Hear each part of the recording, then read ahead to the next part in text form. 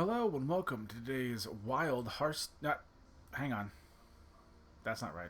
Historic best of three deck tech and gameplay video on Death and Taxes.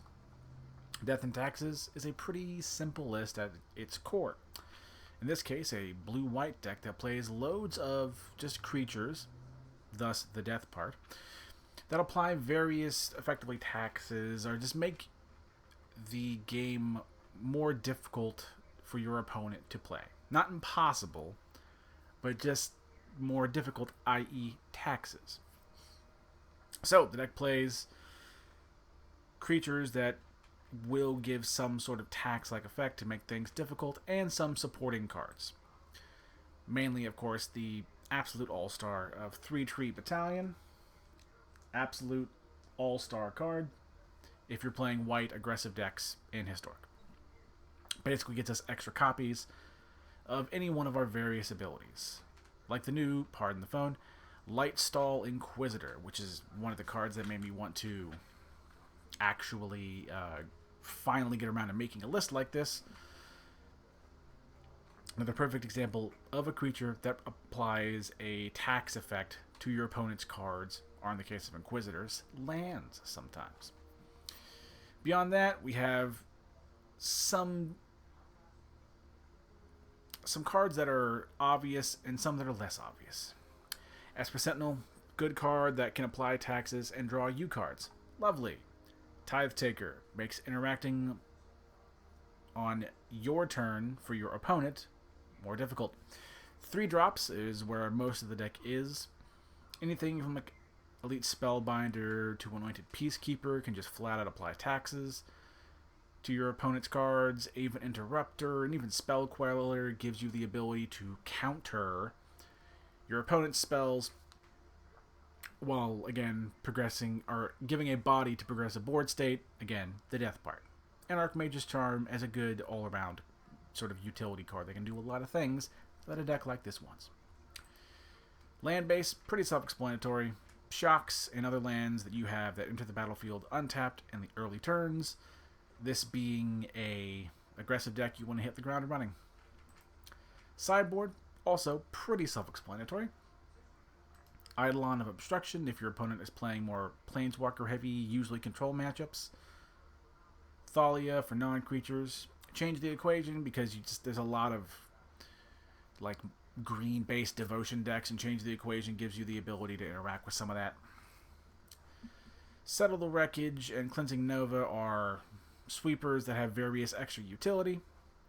Apparition, because sometimes you just need interaction. Grand Abolisher, again, makes it difficult. In this case, your opponent can't interact on your turn with certain things. Lion Sash is some graveyard hate. Witch Enchanter for naturalize on a body. Very self-explanatory. Again, basically the list of play dudes, tax opponent, hit opponent with dudes, rinse and repeat, maybe get a good, really impactful 3-Tree Battalion with dudes, and again, hit face until you win. Pretty simple. And that is the basics of this particular deck. Don't forget to like the video if you like it. Subscribe if you like my grab bag of content and would like to see more in the future. And if you have any sort of questions, like, I don't have X, what about Y? I will be honest, this list is very, very stacked. It is not budget friendly. And honestly, as far as I'm aware, you're not really going to get a whole lot of other budget-friendly replacements. There's not really any uncommons or like below on the list that you're going to find. Or even in replacement effects. Anywho, with all that out of the way, we'll go on now to game number 1. And game number 1 with our Death and Taxes list. And of course we play first because we have a brain. 2 lands, some creatures. Yeah, sure. Probably going to play the Lightstall Inquisitor first. It just gives us more information, and with information we can make informed decisions. Esper Sentinel is also like a perfectly fine 1-drop, but especially when you don't know what your opponent's running, Lightstall is the better in a vacuum. Orm's Chant. I know there were like Jeskai, like almost like guess you'd call them like prison decks floating around that ran Orm's Chant. Maybe that's what we're seeing here. Tithe Taker. Go ahead. Attack with Light Stall. We don't care if our opponent blocks at all. If they are whatever weird prison-y style deck that I think they are from this card's existence, we're not going to win this game in the long haul. Like, I mean, granted, one, because we're an aggressive deck, and aggressive decks don't usually win in the late game, yada yada. All that is true. But this deck is like, when it gets the lock, if it is what I think it is particularly rough. Guess we'll do a blue source.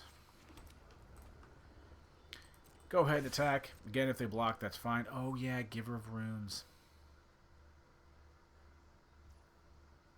Really? That was a free block. That was free block and going up on cards. That's odd. Maybe they're just a weird Soul Sisters list. We got Aven Interrupter for interaction if we need it. Maybe it is just a really weird, like, mono-white Soul Sisters thing that runs Orm's Chant in the main deck for some reason. It's fucking odd. Okay.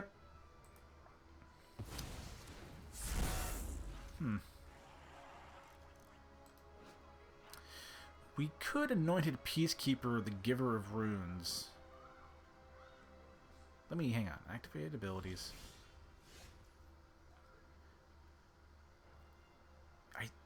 I should know this. I've been playing Magic for like 15 years, but that is an activated ability, if I understand the mechanics correctly. Go ahead and just attack with the Interrupter. I was going to play the Peacekeeper, but the existence of the Spell Queller is better for what we're trying to do. Since the Giver of Runes is going to make, like, traditional, like, ground-based combat that isn't flyers difficult. We're, like, okay. Heliod, get out of here. That's fine. I'm just going to say, I'd laugh my ass off if they have, like, a Mana Tithe. Since they're already running weird cards, I would not put it past them at this stage. Huh. We take that all day. Anything we block with, it just gives protection with the Giver of Runes. I'm actually thinking, since we don't have Through Tree Battalion, the Orm's Chant is in exile, so the Aven Interrupter kind of helps.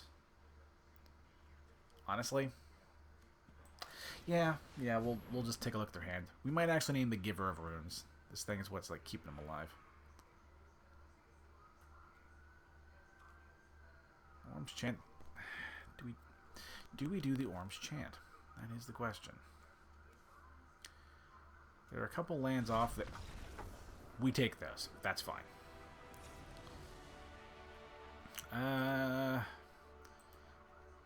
Skyclaves are coming in. Esper Sentinels are coming out. Maybe last Esper Sentinel for a settle.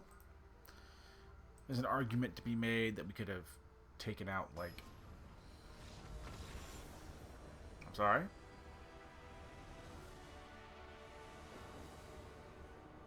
Did they just scoop?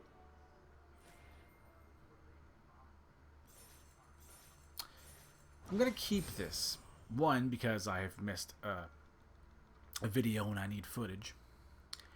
But normally I try not to keep games like this, but it sounds like a dick move. But one of the genuine win cons of a deck like this is actually getting your opponent to rage quit because they can't do anything. So I actually consider this a valid win. Though I understand some might not. So, this might be a 2-game video, or it might be a 3-game, depending on how long the other games are in the video, I should say. But regardless of whichever one it is, we'll go on now to game number 2. And to game number 2 with our Death and Taxes list. Go ahead and keep this. 3 lands, 4 spells, things to do. We don't know that it's a mono green devotion or green devotion, but usually if you see a forest in historic, it's green devotion. Second place will be like maybe elves. This will probably tell us. Mono green devotion. We can actually do okay. Maybe not. Okay, I thought it was that, but that threw me off. Another light stall, nothing else, and just gum up the works for our opponent. Maybe some weird combination of both. That's so odd. Why Ugin and the War Master? Because if you're like trying to ramp with like the Elvish Archdruids of the world and stuff like that, like it is some weird elf list. Yeah, like if you're ramping into an Ugin, your Ugin's gonna kill your own board. That's so odd. I mean, okay, I guess. Our Priest of Titania. All, you know, similar flavors of the same thing. We might actually name, because again, I believe those count. Yeah, sure. Priest of Titania. Because I believe that should make the... we'll attack with Lightstalls. That should make the tap ability cost mana to activate. If I understand this correctly. I might also be dumb and be getting it wrong. Make dudes. Is that not it? Or is... Okay, it's not. I don't understand that as I thought I did. For being entirely honest, I don't think that super changes like my game plan here. We are going to get rid of the Tyvar Kell, though. Just let them take whatever trades they're going to take. That's fine. Huh. It's not an activated ability. I should know that. Well, I'm not a judge, and I'm just some idiot who makes silly videos with bad decks. Poor fuck. Get out of here with that. The deck is all over the place. It's very odd. I'm just going to cast another really big fuck-off thing next turn. Although, you can't play a Ranger Captain and sacrifice. Yeah, let's do that. Ranger Captain. Finding a 1-drop that is largely irrelevant on this particular turn. I guess Lightstall. Better creature to vacuum. Tithe Taker. Guess we'll get rid of Tyvar Kell. Go face with the rest. Make sure that we have a upkeep trigger on our opponent's turn, since everything they have in exile are non-creature spells. Yeah, do you just let it go? Gonna be honest, they play like a Crater Hoof, life is gonna suck. But in the meantime, sacrifice the Ranger Captain, turn off all the cards they have in exile.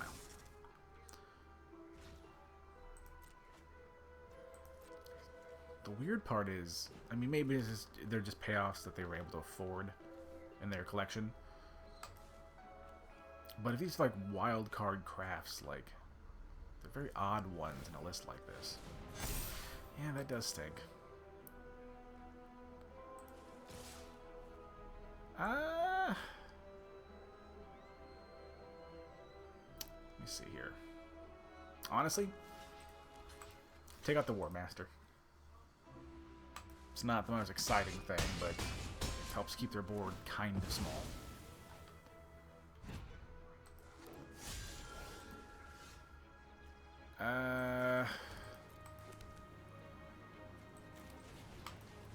Guess we'll play the Inquisitor. Gotta be honest, we're in a weird spot. Sorry? Wait, what? Oh, right. Plotted it, became 0. When it became 0, it upped it. Gotcha. Cool. I forgot the interactions of my own cards, which I often do. Green. And a settle. Esper Sentinel's not doing the most work. Maybe a single 3-tree can come out, and a Cleansing Nova can come in.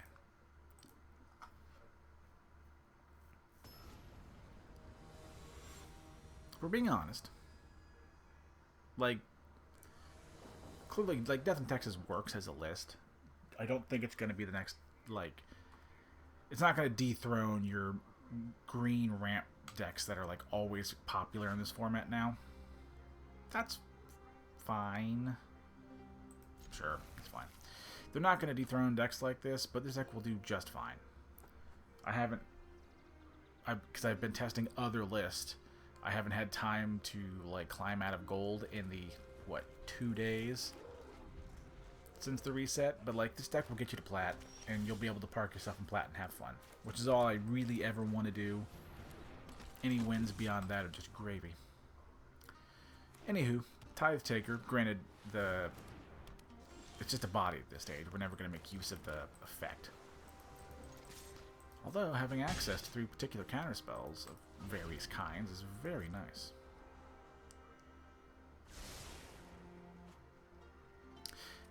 I am thinking of it, though. I do apologize for this one being shorter, but one, I finally got a chance to record, so I'm going to do that when I can.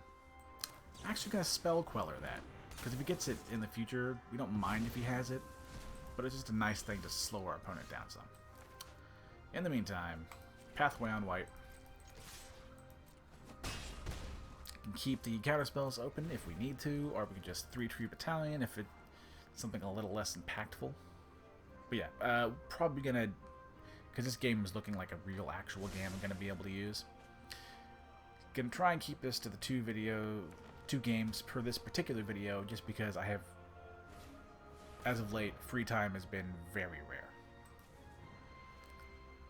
So we gotta get what we can.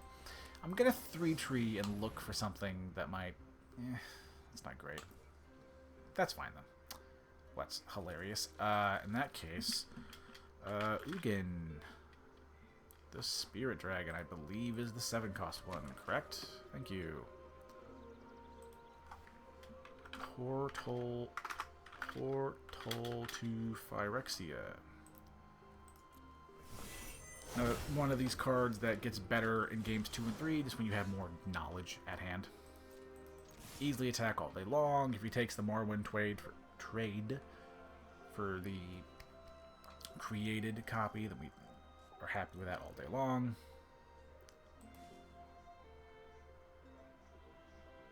Huh.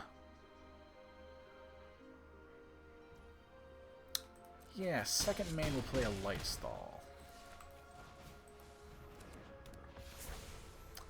I think that whatever our opponent plays, we're probably going to counter it. Or that. And this does show that, like, granted the list is a little bit weird, but, like, a lot of, like, mono green heavy ramp lists are just very popular and honestly very good in the format. We like our sideboard strategy, so we're just going to run it again.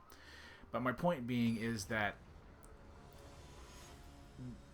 this list can still take games and take wins off of, like, even the very popular list in the format. Even if it isn't, you know, I don't think it's going to climb to the very tip top. It's still good. 4 lands, 3 spells, a curve. Can't ask for much more than that. Mulliganing down, which is nice. No play on turn 1. And we're going to gum up the works with a Lightstall Inquisitor.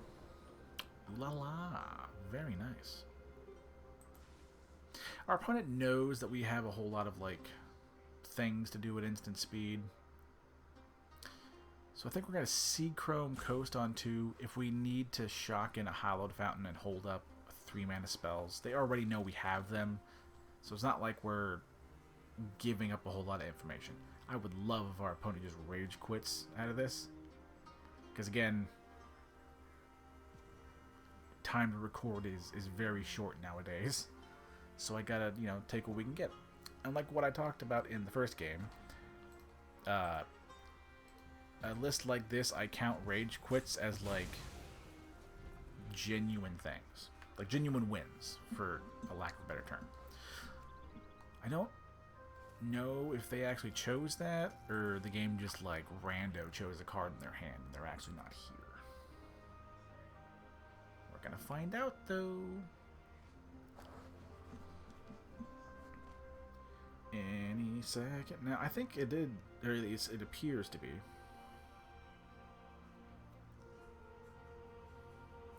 Yeah, we're gonna say, yeah, they appear to have left, and the game just, because they're AFK, just randomly chose a card and then pulled it out. Or pulled a card to the Lightstall Inquisitor, I should say.